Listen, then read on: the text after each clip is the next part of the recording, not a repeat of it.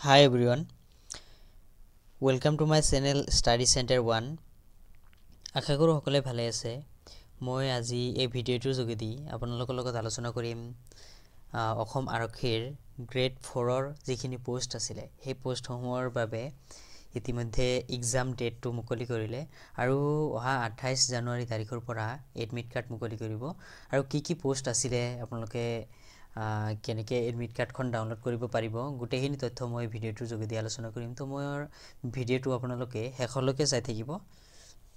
পলম কৰি আৰম্ভ কৰিছো। এটো অসম পুলিচৰ তৰফৰ পৰা নোটিছ দিছে যে ৰেফাৰেন্স ৰিক্ৰুটমেন্ট খিনি ইয়াতে দিয়া আছে। ইয়াতে আছে 54 পোষ্ট আছিল গ্ৰেড 4 ষ্টাফ কুক 26 বাৰবাৰ 12 ওয়াটাৰ ক্যাৰিয়াৰ 3 ধবি 11 কেবিয়াৰ গুটিখিনি আপোনালোকে ইয়াতে চাব পাৰিছে। তাৰ পিছত 2 নম্বৰ যেটো দি আছে 30টা পোষ্ট আছে সাফাই কৰ্মচাৰী।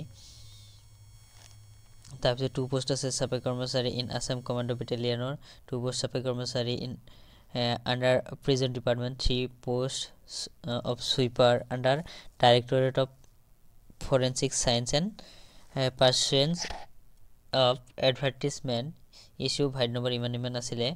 তাৰ পিছত দিয়া আছে যে the physical standard test PST and trade proficiency test TPT for the above mentioned post will be held 5 February 2025.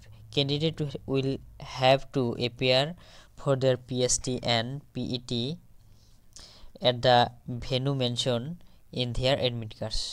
অহা 5 ফেব্ৰুৱাৰী তাৰিখৰ পৰা এই পোষ্টসমূহৰ বাবে PST আৰু TPT বাবে এডমিট কাৰ্ড TPT বাবে পৰীক্ষা অনুষ্ঠিত হ'ব আৰু ইয়াৰ বাবে candidate will be able to download their admit cards for the PST and TPT from 11 AM to of 28/1/2025 from the SLPRB website. যিসকল ক্যান্ডিডেট এই পোষ্টসমূহৰ বাবে আবেদন কৰিছে সকলৰ বাবে 28 জানুৱাৰী দিনৰ 11 বজাৰ পৰা এডমিট কাৰ্ডৰ পোৰ্টেলটো মুকলি হ'ব। তো আপোনালোকে সকলে ইয়াতে গৈ এডমিট কাৰ্ডখন ডাউনলোড কৰি ল'ব পাৰিব আৰু এডমিট কাৰ্ডখনত আপোনালোকৰ এক্সামটো কোনটো চেন্টাৰত হ'ব ক'ত হ'ব হেতু মেনশন থাকিব। তো আপোনালোকে সেই এডমিট কাৰ্ডত মেনশন থকা ভেনু মতে আপোনালোকে গৈ নিজৰ PST আৰু TPT যেটো টেষ্ট হ'ব সেই টেষ্টসমূহ দিব। আজি ভিডিওটো এইখিনি আছিল আৰু যেতিয়া এডমিট কাৰ্ডখন ডাউনলোড হ'ব অহা 28 তাৰিখে মই এই বিষয়ে ভিডিও বনাই দিম যে কেনেকৈ এডমিট কাৰ্ড ডাউনলোড কৰিব লাগে আপোনালোকে গুটেখিনি ভালকৈ গম পাব। তো মোৰ ভিডিওটো যদি ভাল লাগে অনুগ্ৰহ কৰি সাবস্ক্ৰাইব কৰিব আৰু আপোনালোকৰ বন্ধু বান্ধৱীলৈ শেয়াৰ কৰিব যাতে সকলোৱে এই বিষয়ে ভালকৈ গম পায়।